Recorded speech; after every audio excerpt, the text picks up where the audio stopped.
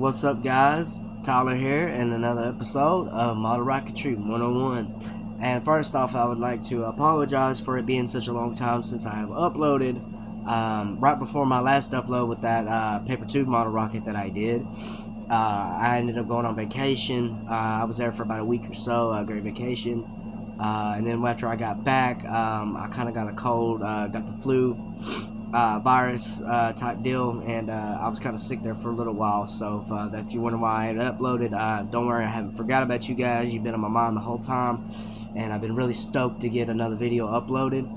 I think I mentioned in my last one. If I didn't, I'll go and mention it again. What the newest video was gonna be. It was gonna be the one where I was going to explain to you if it is possible to make a display model fly, and that's what we're gonna do in this one. So before we get right into it, first I'd like to talk about the safety procedures of doing such thing without breaking any FAA laws or just typical laws of model rocketry.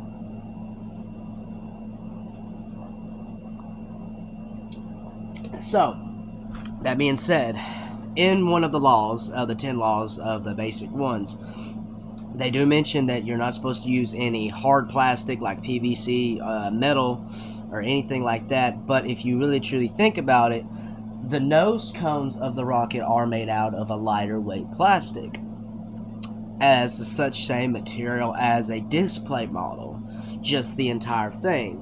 Now, I have seen several people that either have 3D printed the nose cone, the fins, some parts of the body have been 3D printed, but that is still a plastic material. So I think it's okay to a certain standard point, long as it's a lightweight plastic and not a thick like PVC type plastic that wouldn't break or shatter upon impact of something important like a car or a house, or wouldn't cause too much damage if it had landed on someone.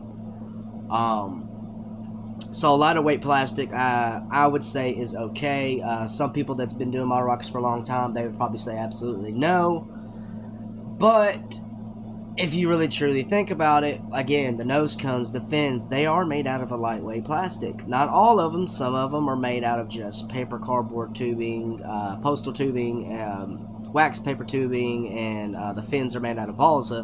But if you have a ready-to-fly kit, pretty much most of it, just the tube of the body itself and the motor mount is made out of paper tubing, but the rest is actually made out of lightweight plastic. So if you have a display model, if it's lightweight plastic, if it's not heavy, and it's not a too large of a model, for example, here we're going to be talking about, and yes, I have modified this to fly, and if you have one like it, similar, as long as it's lightweight plastic, I'm going to show you how and what to do and how to get it to fly. So being said, here we have our Saturn V. You can buy this flying model kit from several different places. The Dr. Zooch or Zoch, I can never pronounce his name right. You can find it there. You can find it on eBay. You can find it on Amazon. You can find it on Apogee Rockets and several Cyrus Rockets. You can find it on several different websites for as far as the Saturn V, and all pretty much. I believe there's like 2 different scales. This obviously would be a typical scale for a flying kit, but if you can see behind me here, I am currently building a large scale display model that will be later on modified to fly. Now, for a display model, as again, they're display. Well, how would you get it to fly if they're just made out of plastic and so on and so forth? They are made to come apart and everything like that. But there's certain things that you have to prep this thing to do to get it to fly. Now, of course, you can go ahead and just shove a motor in the bottom and let it fly, but at that point, it is unsafe. So how do you make something that's somewhat unsafe safer? And I guess you can say safe to fly without, getting in any type of trouble or causing any possible, harm to animals, houses, cars, etc. Well, first, you're going to need a recovery system, and you're going to have to install that recovery system. And how would you do that? Well, let's start with the motors itself. Now, I have modified this since it's such a lightweight model. I have modified it to fly off of 4 A10s, which is a smaller engine, and I believe I have one here to show you. A10 3Ts, and then they have a A10 4T. But there's your smaller, pretty much the smallest engines that you can find. I got these at Hobby Lobby. You can find them at Hobby Town, Hobby Lobby, of course, any rocket place, even on eBay. A little bit more expensive on eBay, so I recommend getting them off an actual site or a store. Hobby Town's a little bit more expensive than Hobby Lobby. Hobby Lobby is pretty much my go-to because they're great on prices and all that, and they got better kits and more kits. Hobby Town's more of a model car type thing, but if you do have a Saturn V display model, it's kind of sitting over there, and you wish you had a flying kit, but you don't really quite have the funds to go out and just buy one because they're somewhat kind of expensive. I think the cheapest one by Dr. Zoch is like $30 or $40. That's with tax included, of course. If you just have one of these sitting around, you can modify it to be able to fly. So, what you need to do, if you have the model, normally on the model you have a base plate right here, and it's kind of hollow, and then you'd have your motors right here that would be sticking out. Do I have them here? I'm not sure. Yes, I do.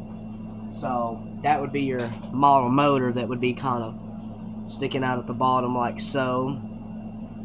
First, what you're going to want to do is remove them, and you're going to want to remove that entire bottom plate off. So this is hollow right in here.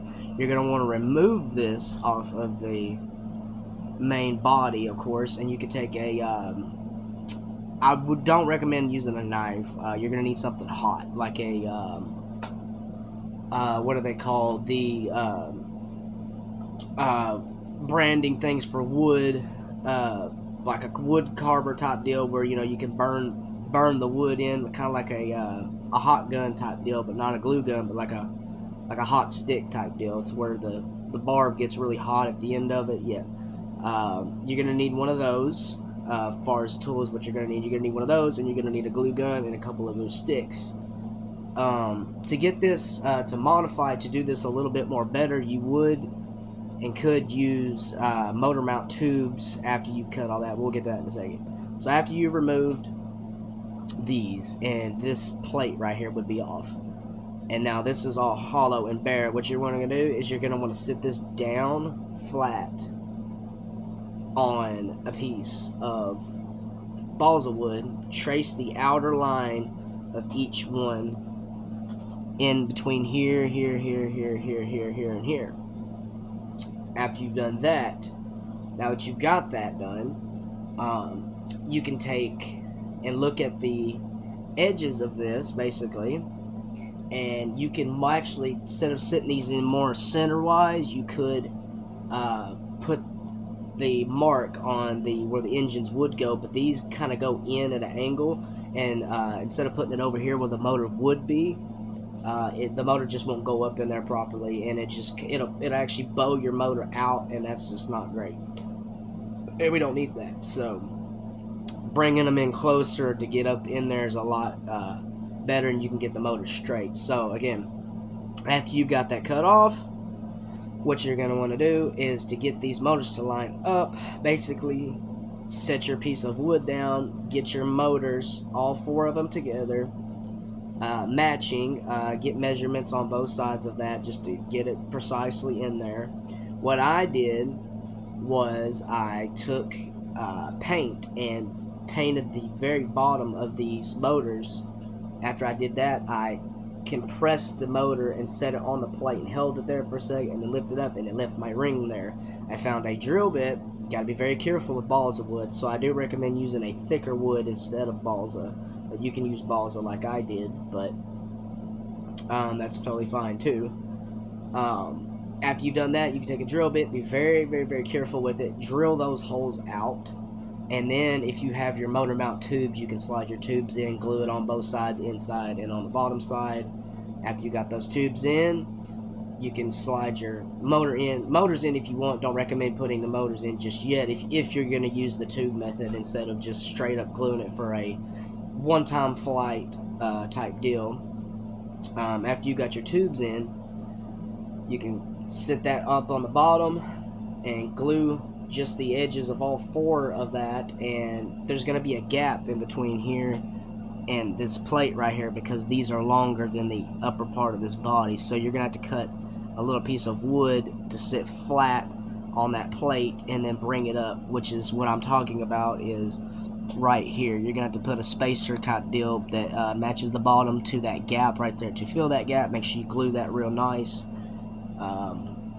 After you've got that, basically having two pieces come up on both sides like that, so you won't have a gap in between, because you're going to want all this sealed up really nice. And after you've got that done, you would want to remove this upper stage part right up here. After you've done that, take some tin foil and try to get it on the inside much as you can. If you're not going to use the tin foil, that's fine if you don't. The plastic should withhold, but you can, at that point, you're risking warping and pretty much damaging. So the tin foil kind of prevents that just a little bit as far as the internal heat of the engines when they do burn. So after you got that, if you do, I highly recommend using that tin foil in there.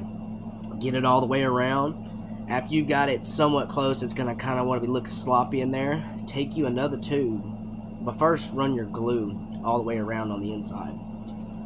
Layer here, layer there, layer there, layer there. If you can, it's fine. If you just get some putty type glue, get you a stick, wallow it around all the way down into there.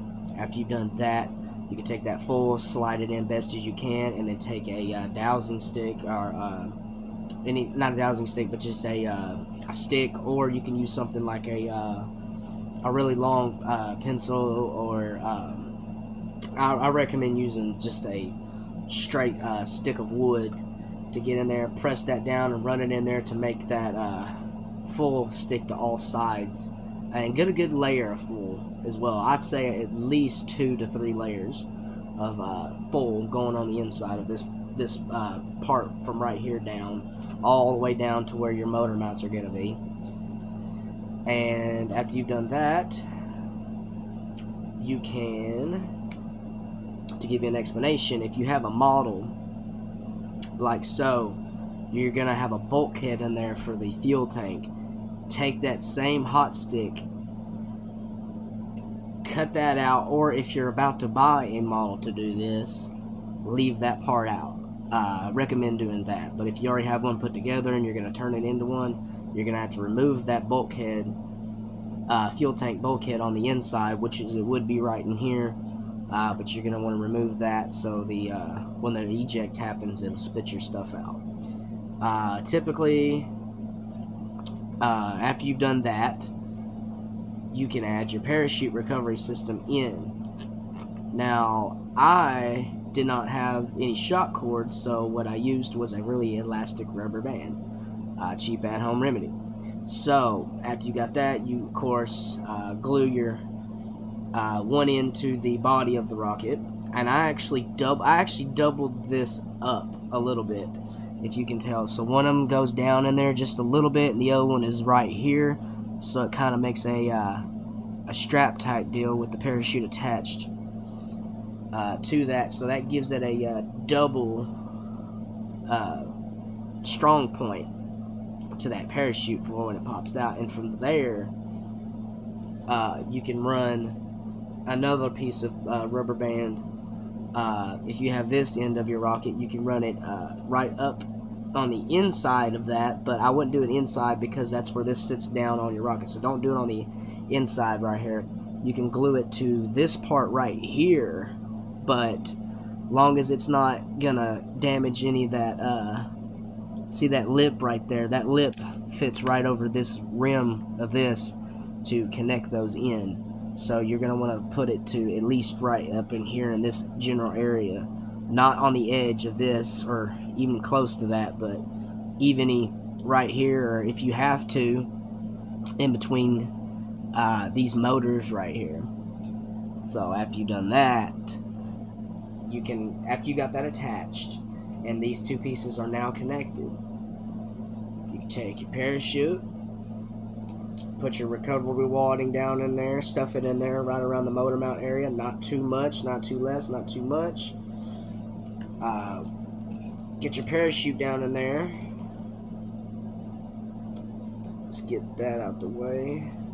I tangled it just a little bit doing it like that. Okay, there we go. Get our parachute down in here. And again, these two would be attached.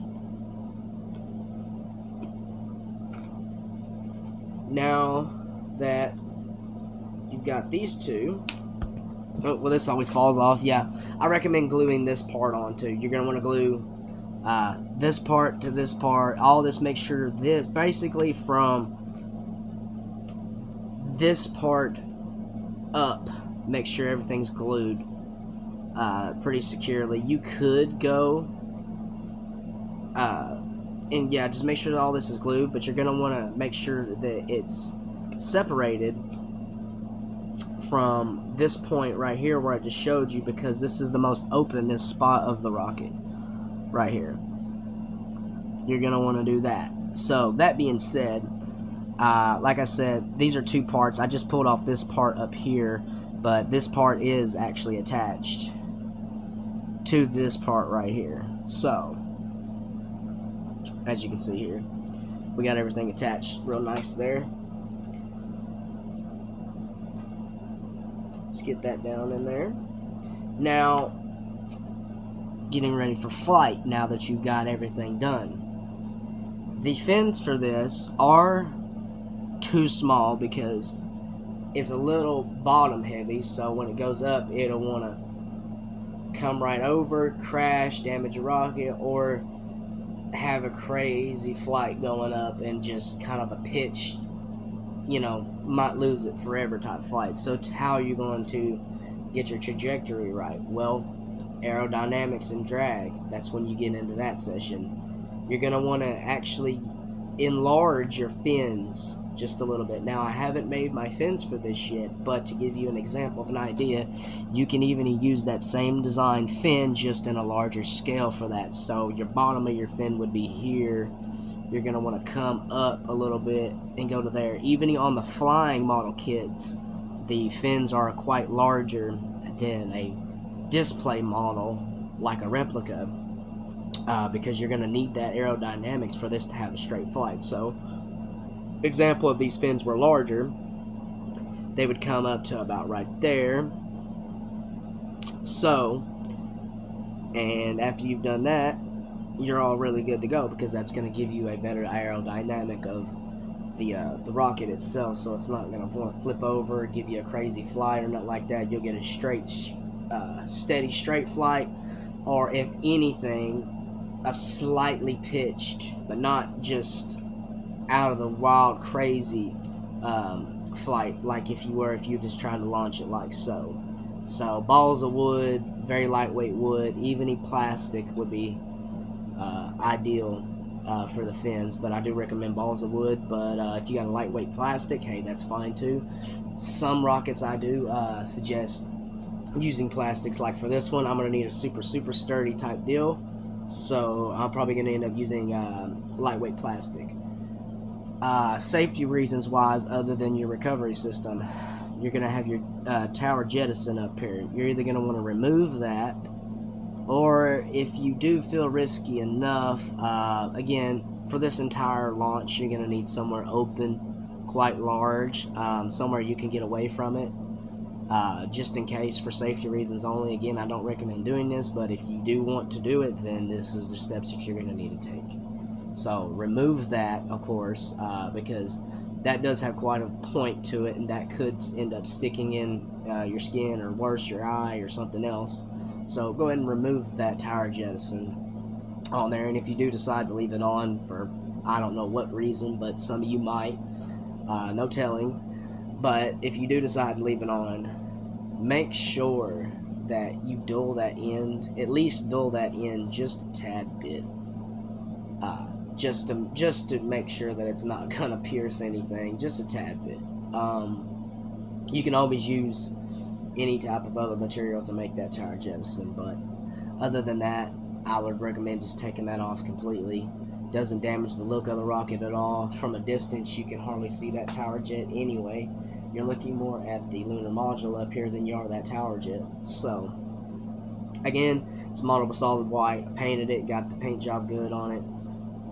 But other than that, if you do have one of these laying around, that's pretty much the way to go. But again, a big field for this, a big open space for this, because it's not the heaviest of plastic. It's super lightweight, but it's still not cardboard, so it would hurt a lot more this coming down than a paper tube. But some of mine I've got are made out of plastic, so most of the cones are made out of plastic, so just the rocket itself is light. But if you do have one of these laying around, you ever thought about making it fly, you ever wanted to make it fly, hey, this is the way to go. So, well, alright guys, that's the how-to to make the display model a flying model. So I hope this helped you, and if it did, make sure to comment down below what you think and what you'd like to see in the more upcoming videos. And I'll be uploading a whole lot more now that I'm getting better.